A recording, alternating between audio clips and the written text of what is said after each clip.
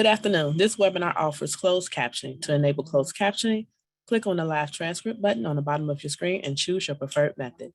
Welcome to the Chicago Department of Business Affairs Consumer Protection webinar. Please note, any website or email that I mentioned will be posted in the chat box. For those seeking business license assistance, you can visit the Small Business Center at City Hall or call 312-74-GO-BIZ. Also, business license can be applied for or renewed online at chicagobusinessdirect.org. If you are part of the BACP Entrepreneur Certificate Program, you can get credit for joining this webinar by sending an email to bacpoutreach@cityofchicago.org. To learn more about this program, please visit chicago.gov/business education. Also, this webinar is being recorded and will be available at youtube.com/Chicago BACP. We'd like to encourage all of our attendees to ask questions. Please use the chat box to send your questions. There will be a Q&A session at the end of this presentation. Please note that the views, information, and opinions expressed during this webinar are solely those of the presenter and does not necessarily represent the official policies or position of the Department of Business Affairs, Consumer Protection, or the City of Chicago. Today's webinar is entitled Achieving Success with Investors. At this time, I will now turn this webinar over to Hannah for us to begin. Thank you so much, Stella and the BACP team. We always appreciate our continued partnership and collaboration. Hi, everyone. Thank you so much for joining in. If you want to learn how to appeal to investors and how to position your business for a successful pitch, then you're in the right place. My name is Hannah Fernandez, and I'm the chapter chair of SCORE Chicago. SCORE has been around as a resource partner of the SBA since 1964, providing free and also confidential business mentoring for business owners across the country. So whether you are a new entrepreneur or you've been in business for a long time, our SCORE mentors could help you start, grow, and scale your businesses. To schedule an appointment with our mentors, go to our website at chicago.score.org. Now, I'd like to introduce our presenter. Jim Jaffe is the founder and chief operating officer of Lion Fleet, where he focuses on procurement and inventory evaluations for nonprofits and helps organizations gain significant savings in capital equipment. Throughout his career, Jim has generated record revenue and profit levels and turned around unprofitable businesses. Jim Jaffe has over 40 years experience as president and CEO of 6 different public and private companies. He managed a private equity fund and spent 9 years in Eastern Europe and Asia, investing in small businesses and emerging economies. He has been head of an international nonprofit association and served in a number of nonprofit boards. Jim, you're on. Good morning or afternoon. Thank you, Hannah. I'd like to first tell you a little bit about what we're going to see and why I am doing this. What I have found in my, as Hannah mentioned, here's some of the stuff on my background. I'm pretty eclectic and lots of different places and different things. And what I have found is, irrespective of whether I'm investing in a business with my own equity as part of a fund or helping people at SCORE, many of the issues are very similar. I have been a volunteer for SCORE for almost a year, have probably 15 or 20 clients that I have worked with. And in addition, and in parallel, I'm doing something very similar for the Small Business Development Corporations, another SBA funded activity, and there are many of them in Chicago. The challenge that I find is that lots of folks have wonderful ideas, but they're really not sure about the money aspects of things. And this presentation today is going to cover quite a bit of ground. There's going to be an example of how this all works. And as we go through this, you'll be able to see how we look at small businesses. And part of the challenge is that even if you are not looking for investors, but you're looking for a bank loan, the issues are very similar. You need to be able to demonstrate to somebody that this is a viable business. So we're going to jump right into the presentation about your small business. And the main focus of this, as I said, is to folks who want to have an investment in their business and need to understand how the process works. So to start with, how do you think about your business? Is it proprietary, unique? Who's going to buy it? Many of the people that I deal with don't bother even thinking about this. They're so much in love with their ideas that they say, oh, well, this is great, I don't have to do it. And that's not the case. You need to think about what kind of pain is there in the marketplace? What's the competition? If you're opening up a food truck in downtown Chicago and there's one a half a block away, you sure better know about that. And you sure better know about pricing and what hours and all kinds of services. You need to talk about who the people are who are going to be working with you and what is the opportunity. And most important, how can you scale the business? We'll talk about that in a minute. But scaling is the whole concept of I've got something small. How do I make this thing bigger? Here are some of the really important keys to success for you as a business owner. Do you have the courage and the willingness to take risks? And can you persevere through lots of complicated times? Are you ambitious? Do you understand how to make smart business decisions? And how do you have an ability to improve on existing ideas? So the big issue in my experience relates to funding. And here the issue is investors. And the investors, as I mentioned a minute ago, can be bankers or they can be your own private family. But folks who have money are the most important issue. When you think about money, there is something that is known as the valley of death. Where is the money? These POC stands for proof of concept, pre-seed companies, very small. Seed startups, early stage and later stage. These groups here, where you may need $25,000 to $100,000, are called FFF. This is the friends, family, and the fools who will invest in your business. Next is angel groups, TBED, which are university technical group, and venture funds. Most important, venture funds and angel groups tend to really work in the much larger quantity of up to 500,000 to 2 million to 5 million. Most of the businesses that I'm looking at are in the $25,000 to $100,000 range. Okay. But there is an entrepreneur's funding myth. Everybody seems to think that if they have a bright idea, all they have to do is open the faucet and the money's going to come out. And unfortunately, it doesn't work. Here is a reality check for people who are having a small business. Realistically, you probably need at least 10% of the amount required to convince an investor that you are serious. The idea that you can do this without any of your own money is really a myth. So if you need $500,000 or $100,000, you sure need to have $10,000.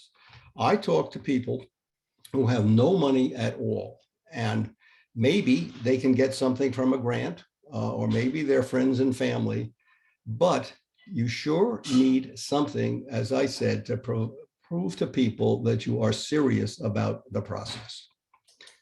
Now, the entrepreneur's goal is to get the money. It's not to build a better mousetrap. You got to get the mice. This is the money issue, which is fundamental to this process. So there are investors out there. Here's one of the challenges.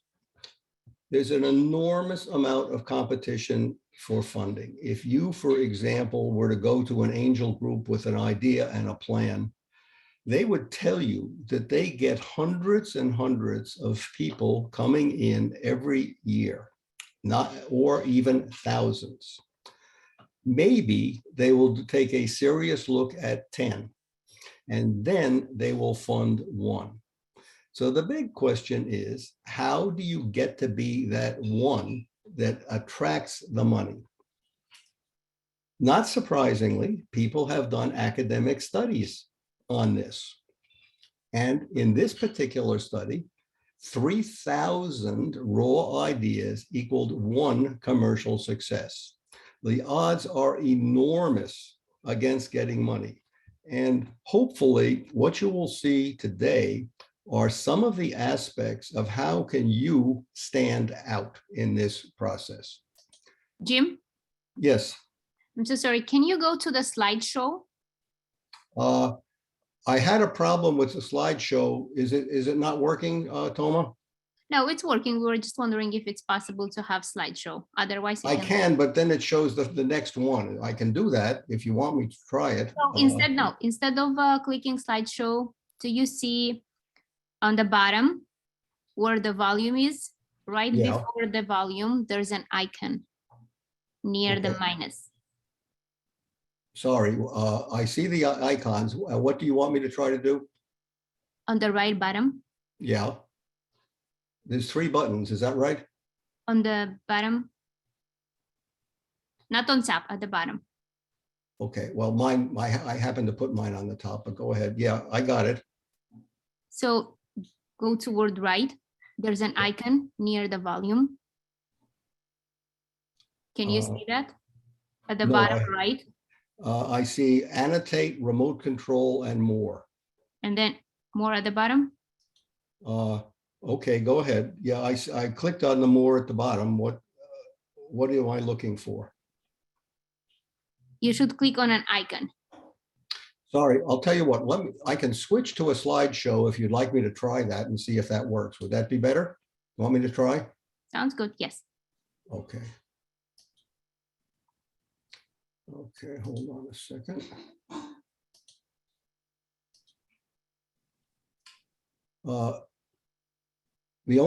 Can you see that? The achieving success with investors and then a small thing on the background, or what are you seeing? We actually see all the slides, so. Yeah, I don't think that's the right way to go. Is there a problem seeing this one where I'm doing the slide by slide? No, let's just leave it this way. Okay, sorry, I'm not quite sure what we want to do. Okay, let me go back to this. So we were here talking about the idea of how challenging it can be to get yourself noticed amongst everything that's taking place. So the problem is that 1% of the investors say, yeah, you have my attention, but if you want my money, they've got to really believe in what you are doing. So what investors want, it used to be on the left side, this is a picture of the Hewlett-Packard garage in 1938 when Hewlett-Packard started making their equipment. It used to be that if something worked, that's all people want. But now they need to see proof of relevance and what is the market and will somebody buy it? And that's really a big deal.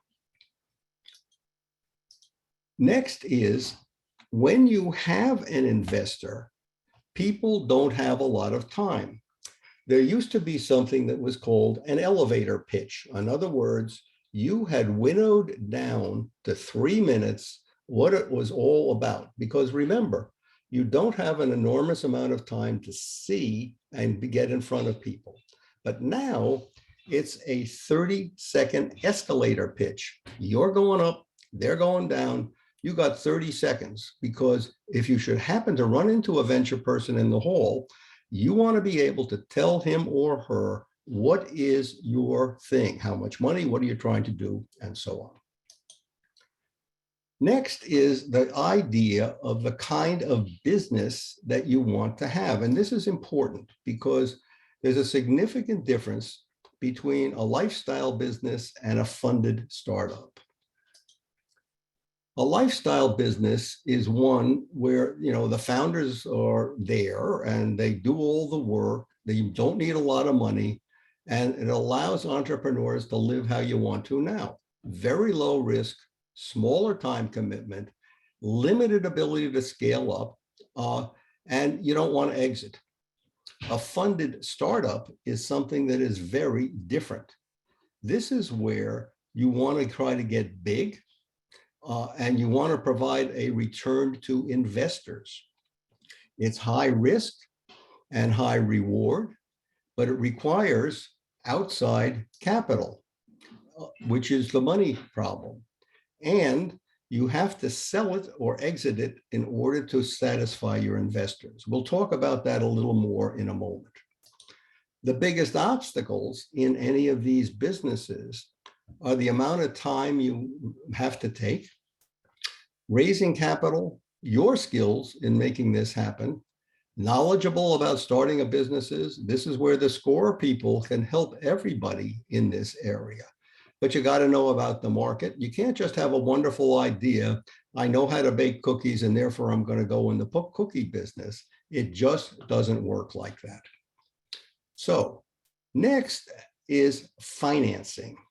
And here is what I call business financing 101. Where does the money come from? Well, it comes from friends and banks and investors, but this chart will show you what some of the more important issues are. At the very bottom is debt. You're borrowing money. As you can see, there's a low risk and there is a lower return. There are fixed payments. You have to put up collateral or personal guarantees. The people who are investing in it have limited control, but they have recourse. If you don't make the payments, they can take over your business.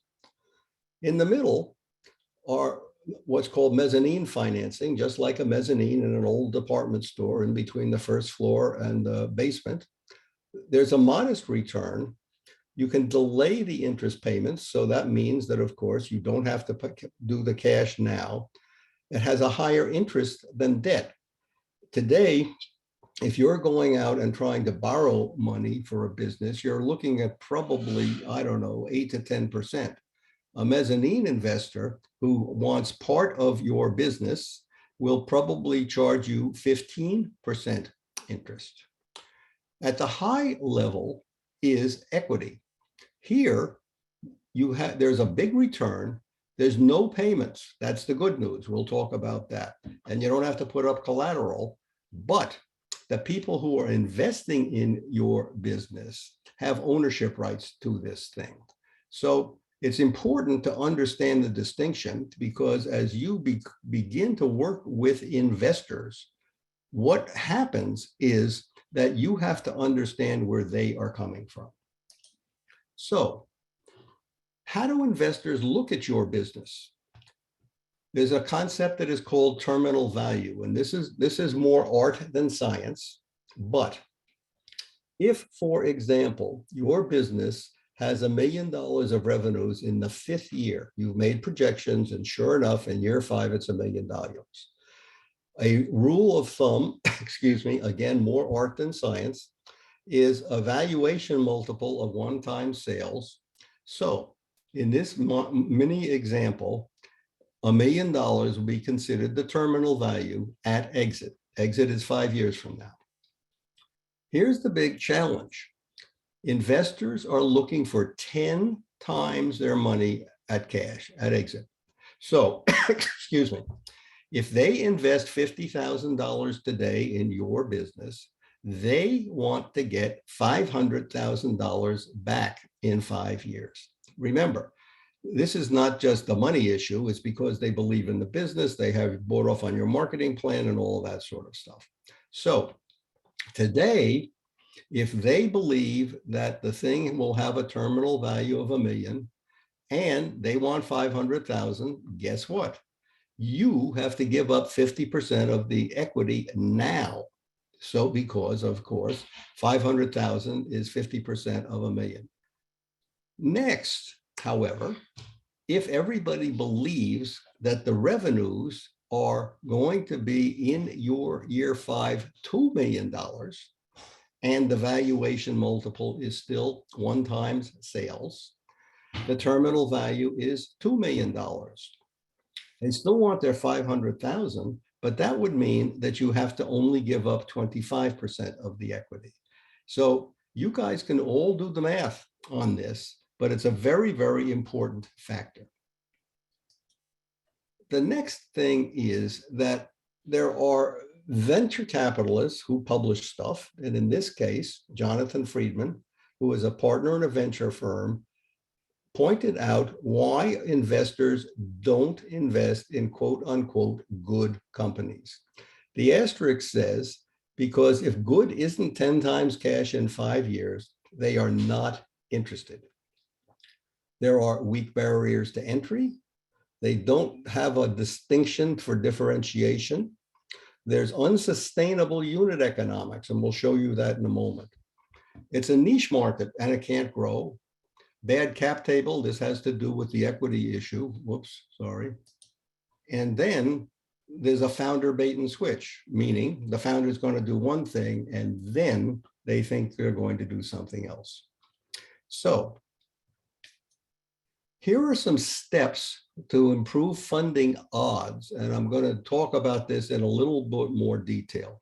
But what I do when I work with my clients is, if you visualize a pyramid, the starting point, which is the vision and everything you need to do, is a 30-second verbal statement. What is it? Who's going to buy it and why? And how much funding and use? 30 seconds. Next is a one-pager. Remember, you have to have something that pins this down so people can do it.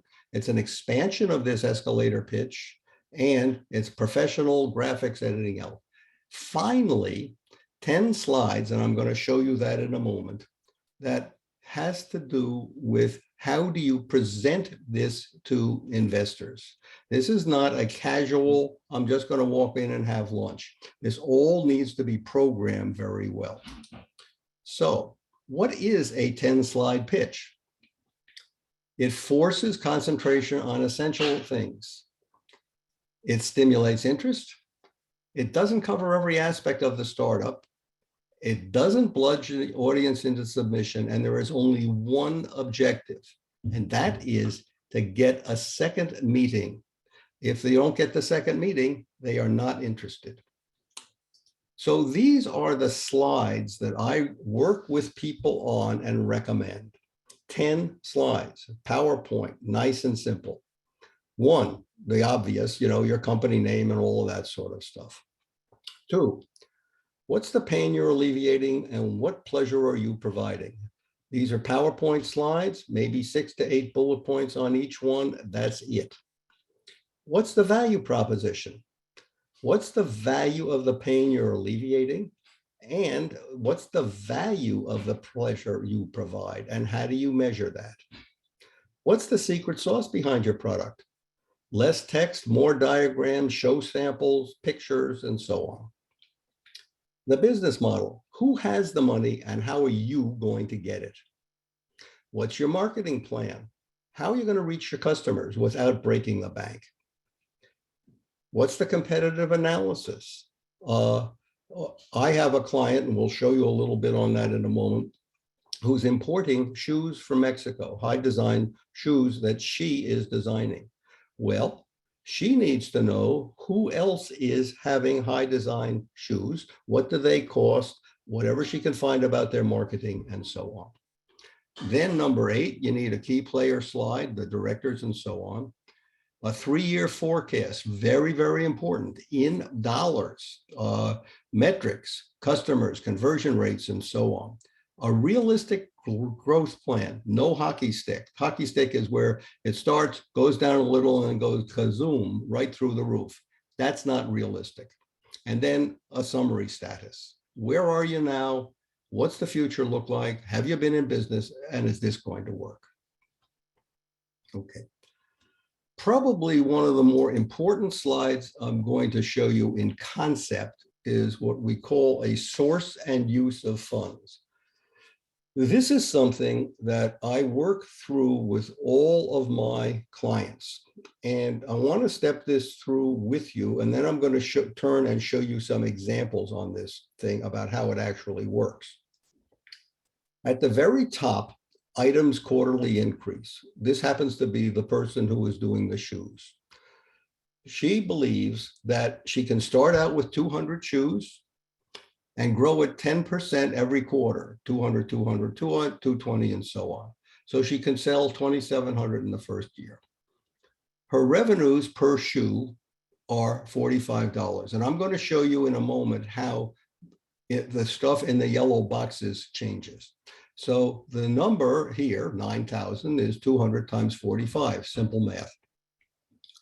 Then there's a reduction factor where you can put in any percentage that you want. Let's assume that you think, oh, gee, maybe there's a 10% chance I'm going to not make it. So sure enough, you can drop that in and come up with this green line for revenues. Next is the cost of sales. How much do each one of these shoes cost?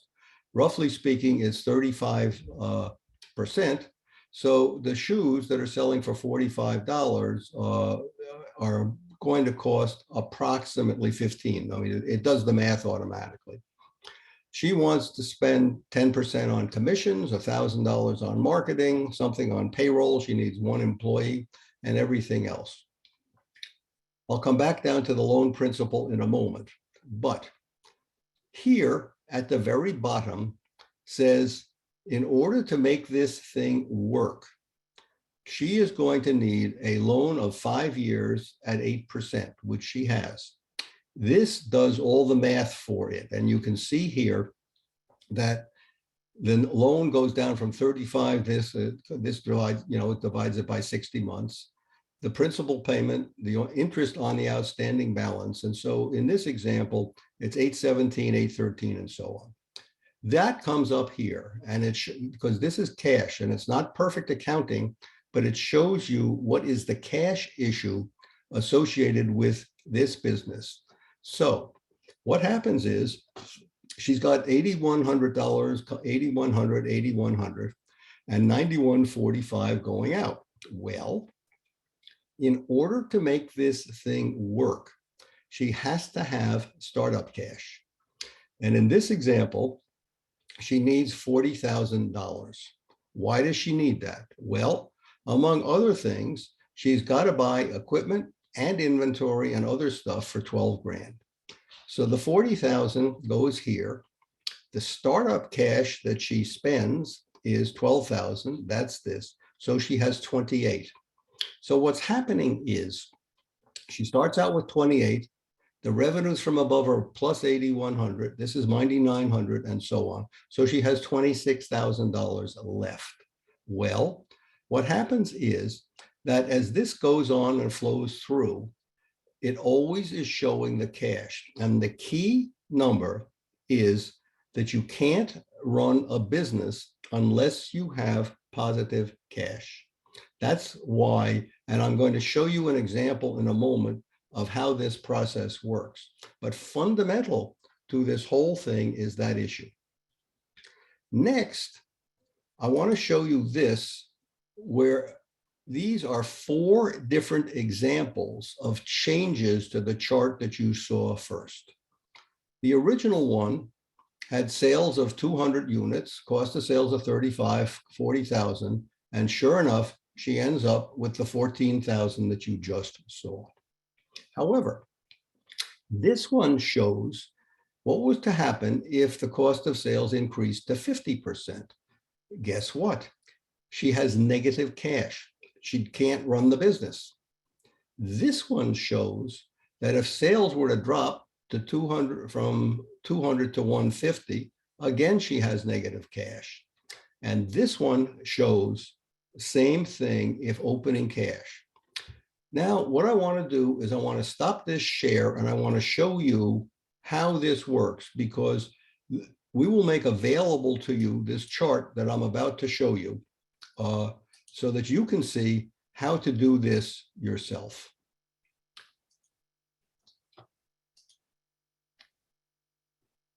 What you're seeing is three separate things on this sheet: a retail example, a manufacturing example, and add your numbers.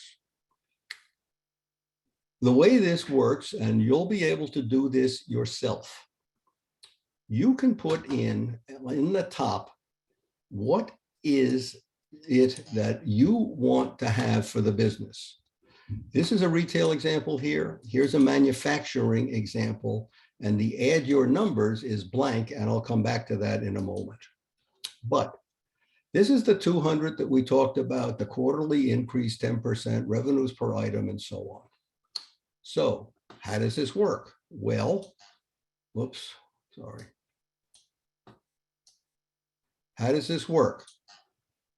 If you were to put in, and keep in mind that it says here, you want to be able to show at the bottom end of the year that you have positive cash. This is the $14,000 that we showed you a moment ago. Let's say you don't have the money. You like all these other numbers, but instead of $40,000 in cash, you only have $20,000. So I'm going to put in $20,000. Now, look what happens. Your ending cash month by month is very, very tight. And you end up negative. You can't do that.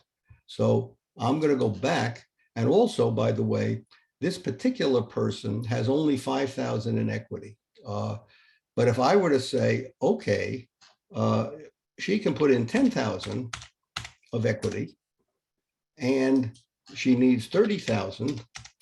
Let's see if that comes out positive. Yes, it does. So the way that this thing will be of value to you is helping you and your clients step through the process, because every one of these numbers in the boxes will change. Notice that this line down here, they're all positive. If, however, the 35% goes to 45% on cost of sales, look what happens. We start going negative. And now let's say that they need to have some rental space for a square foot. Okay, and she's going to pay $1, but she needs 5,000 square feet. Whoops. All of a sudden, everything is negative down here. So this one doesn't work per se. Next, I realize we're doing this very quickly. And as I've mentioned to Hannah and the others, if you want some help, if you like this concept and you want some help, all you have to do is contact me and I'll be happy to step you through it. So this one, same concept, same way of looking at the numbers, but this is a manufacturing business. And this people are going to spend $2 a square foot and they need 2,500 square feet. And notice the ending cash is okay. But here is the problem. They need to have $100,000, because if this was only 50,000, guess what happens? Down here at the bottom, the ending cash is negative. The business cannot survive. So what something like this allows you to do is to focus on, wait a minute, where is my money going to come from? In this example, let's say that the person doesn't have, and remember the yellow boxes are the drivers here. So let's say that the person has $50,000. Okay, and the startup cash needed, well, you don't need anything else because you got it, but I'm going to go back to 75,000 here. And guess what happens? Still a little negative, but it's not bad. It's only 5,000 or 6,000. So could the client put in $75,000? Don't know, but would they be able to do that? Probably not, because no matter what happens, they are going to need $100,000. So the question then becomes, what do they do to improve on this? Well, let's say they decide that they can do 200 items. Well, all of a sudden, there's lots of money being generated. This is, again, all flowing through, and this one is reducing the revenues and so on. So it adjusts the revenues. You can change any of the line items on any of these things to make them work for you. Oh, last but not least, on this chart is add your own numbers. Well, what you see over on the right side here are the things that we were just looking at, the example for the manufacturing business and the retail business. And as you decide on your thing to put in numbers, it will flow through. So I'm just going to drop in arbitrarily some numbers so we can see how this looks. Notice on the right, if you can see it, this is 100 items. Boom, it'll start populating. The quarterly increase is 0.2. The revenues per item is 200. And the revenue reduction is 0.1. So it will populate all of the items, including the amount of money that you might need for a loan. But you'll be able to move back and forth with this in order to make it work. So that's the very, very quick summary. You can receive a copy of this. I'm going to stop this share and go back now to the presentation, and then we'll be able to do some questions. Okay, let's just see here.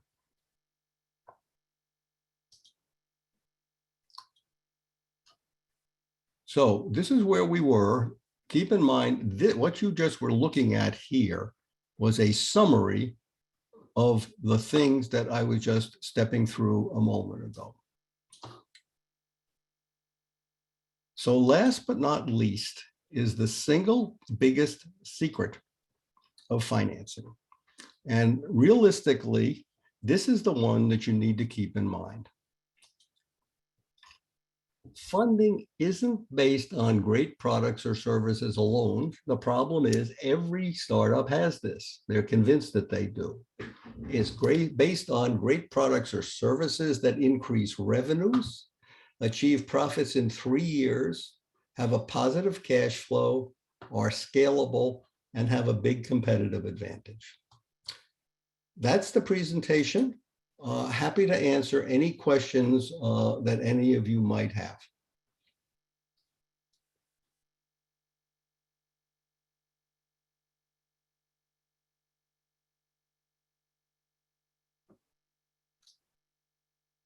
Hannah or Toma? Yeah, so we do have a few questions. Tony Please. asking, what should my business offer investors in return? What terms should I request from the investors? First of all, they need to see the source and use of funds that you have worked out yourself. They have to understand how you're looking at money. I think a good part of this comes down to, let me just go back here for a moment.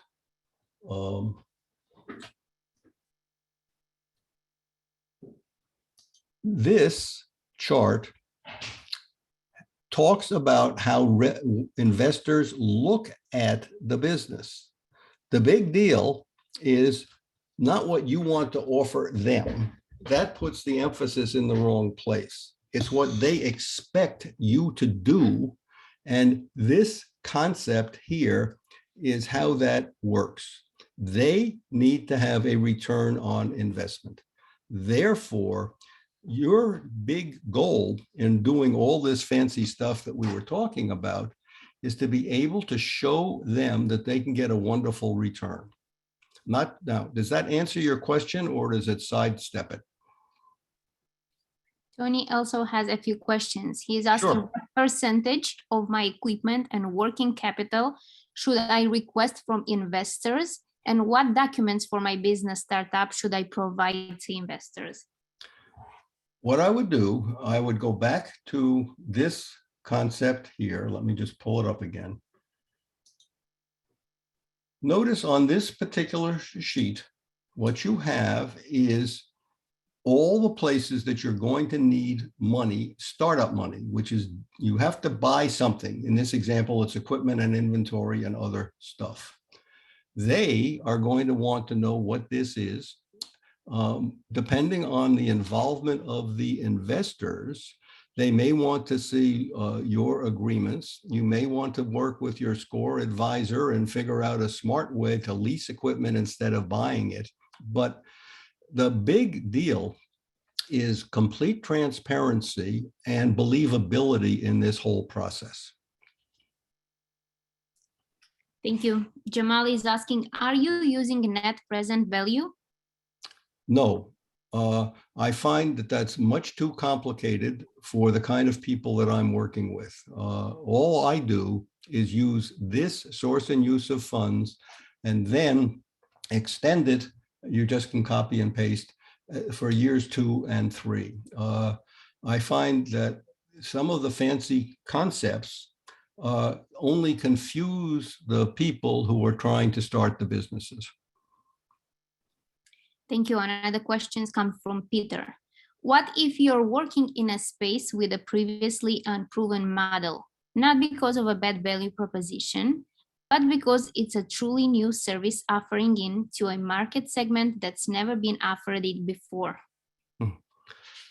Again, I would look at this source and use. I know I'm going to sound like I'm just harping on the same thing all the time, but regardless of whether it's brand new or existing, you need to be able to talk about how many you're going to sell and what is the revenue that you're going to get and what is it going to cost you. Nice and simple.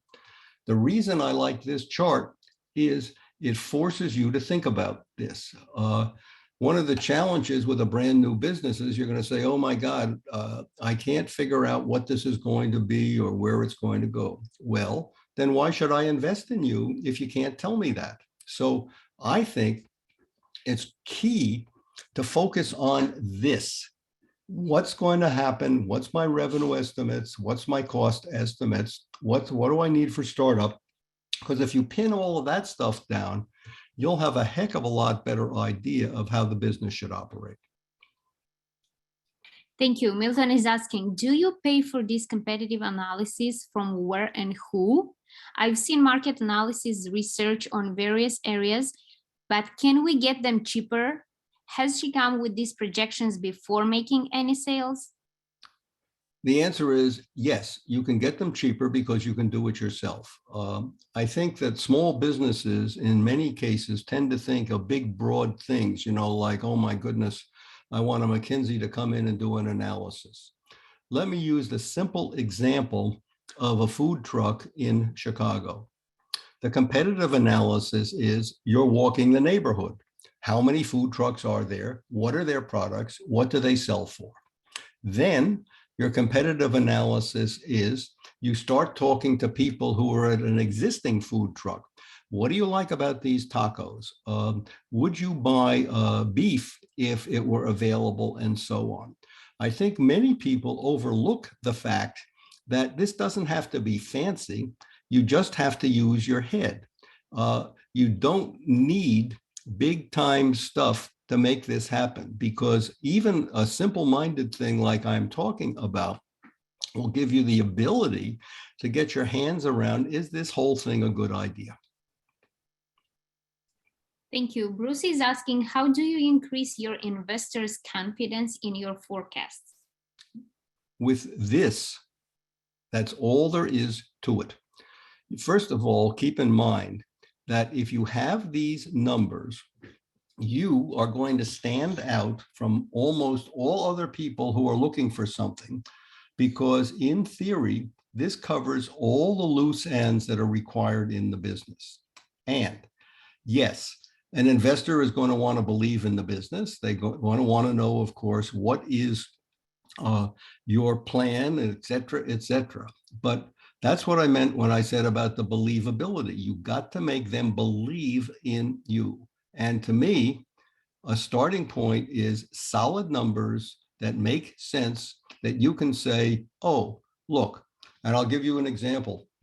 This is the one I mentioned with the woman that is importing shoes from Mexico.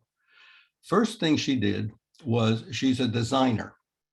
So she went out, sketched designs, talked to her friends, and said, what do you think of these? And so she ends up with half a dozen designs that her friends, half a dozen of them, said, this is really looks good. Next, what she did was she went to a manufacturing company in Mexico to find out how much it would cost to do these things. And in this example, it's about a 35% cost of sales. But the problem was that, and as you can see on this particular sheet, they wanted to have $6,000 worth of stuff that she bought. That's the inventory here. So she had to use this to determine how the cash would work. Once the investors see this, they have a higher level of confidence that the people know what they're talking about. Thank you. Next question from Emily. What's Sure. the typical return investors want? And should we shoot to give them a return that is better than putting their money in the stock market? That's a higher bar than just beating a return compared to them putting their money in a savings account, for instance. Okay, let's go back now to, first of all, remember, let me just pull it up here. There are different kinds of investors. I mean, consider a bank an investor in your business, even though they are collateralized. Part of the question is, what do they want? What I mentioned before is most investors want something like 10 times their money in 5 years. And in my example, 10 times the money is a big deal. You go from $500,000, you get 50,000 in and $500,000 out. So that works. A bank might want 8%, which is okay, but the problem there is they're a bank and you've got to be fully collateralized. So you got to put up your house and your car and your children and goodness knows what else to make them satisfied. Maybe the best bet is somebody in the middle, what I'm calling the mezzanine funds, where you give up some equity, but you pay them a high return. But again, if you look at the bottom of this chart, you have to be able to pay back the money that you're borrowing, whatever portion it is. That's why this becomes critical. But to better answer your question, of course, they would be doing this only if they think they can make a lot of money. But the problem is, everybody understands or should understand this is very high risk for equity money because it's not collateralized. The only thing that they have in reserve is that they can take over your business if it doesn't work, but that's it. So the question becomes, what do they want? And part of my recommendation is that as anybody goes around and looks for money, they need to have an understanding. There are angel groups, there are investment clubs, there are all kinds of people who have money. Part of what the entrepreneur needs to do is to understand what they are and what they want. Thank you. Emily is also asking, how quickly do most investors want their money back? You used an example of 5 years. Yes. Is that standard or is 10 years too long? Nothing is standard. That's part of the problem. The answer is, what does that particular investor want? Investors don't expect money after a few years, because remember, the only way you get the money back is you exit the business or sell it or so. The business probably needs a dead minimum of 3 years of results in order to sell it. This particular business here that you're looking at is doing $112,000 in the first year, okay? Now, I don't know what it would be reasonable to think about, but maybe at the end of 3 years, they could be doing $500,000. But that would be a point at which they might consider selling. But again, in that example, $500,000 they get for the business. How much have they had to give up in equity? In this particular example, there's no equity. It's all a loan. So that's great. But the problem comes in when, let's say, here it's $100,000. Everybody understands that. Bank loan, no equity other than what the owner's putting in. However, now, let's say at the end of the second year, they're at 300,000. At the end of the year, third year, they're at $1 million. They need to then bring in more capital to finance their growth. And so the question of what the investors want is going to be there no matter when, sometimes at the front end, sometimes in the middle, but just keep in mind that investors expect a reasonable return. Now, even if it's only 5 times, that's still a big deal. Thank you. Bruce is asking, won't any investor press you hard on how you came up with the first month sales figure of 200 units and the quarterly percentage increase? Mm-hmm. Of course they will.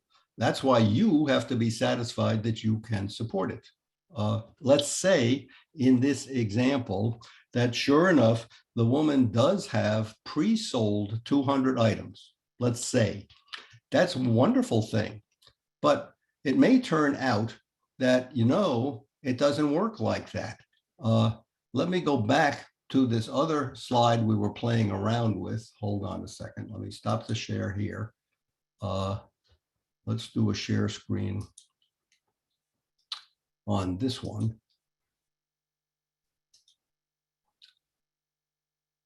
What may happen in a business is this one is doing 100, 100, 100, 120, and so on. Well, maybe it only starts out with 20, but it grows 50%.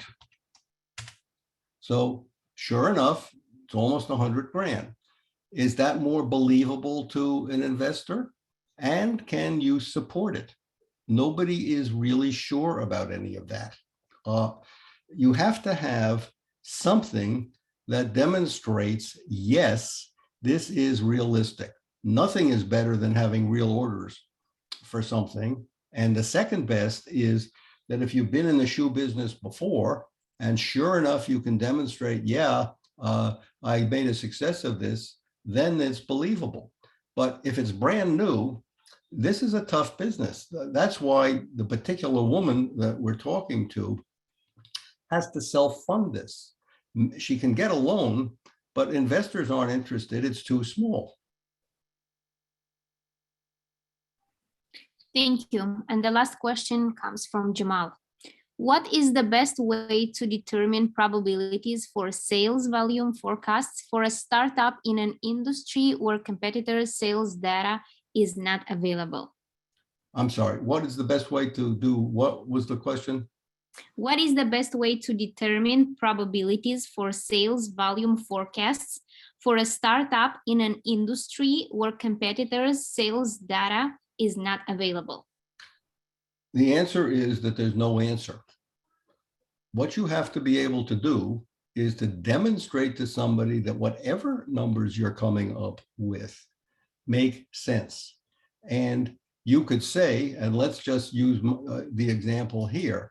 If I start out with 20 units, you can see that the cash is terrible, but can you say, oh, okay, I sold 20 and I'm going to grow this 100%. Oops, 100%. So it's going to go from 20 to 220 to 2,400. Is that believable? I don't know. But remember, you've got to convince the woman or man or investor that has the money that it is believable. It's not magic.